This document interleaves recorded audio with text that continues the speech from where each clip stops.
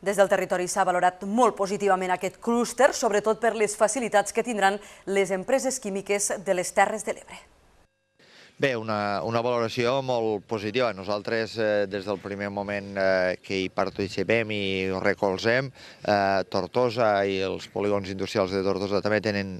presència a la indústria química important, genera riquesa, genera valor afegit al municipi i, per tant, és important que sapiguéssim projectar, sobretot de cara a fora, una imatge d'unitat d'acció, unitat territorial i sobretot també de responsabilitat per part de la indústria i compromís social i territorial en el lloc on estan ubicats. Jo crec que aquest és un missatge molt potent que s'ha de transmetre i s'ha de transmetre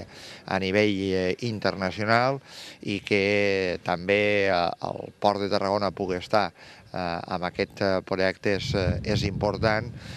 i aquest és el motiu pel qual des del primer moment compta amb el recolzament de l'Ajuntament de Tortosa. Jo crec que són conscients també que les Terres de l'Ebre tenim un pes econòmicament sobre un 25% de tota la província i territorialment de més d'un 50%. Per tant, jo crec que avui per avui ens comencen a considerar i tenim un potencial molt important que també no el poden deixar perdre. Aquí no oblidem mai que aquí tenim aigua i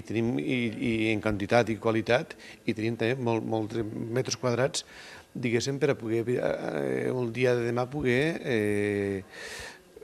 rebre qualsevol inversió important. Per tant, és molt bo que les Terres de l'Ebre i el Camp de Tarragona estiguem connectats i poguéssim disfrutar tots de les infraestructures que tenen ells,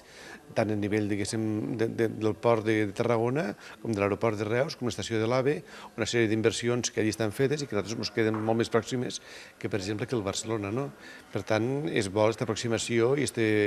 bona harmonia que tenim a nivell empresarial, sobretot les cambres de comerç.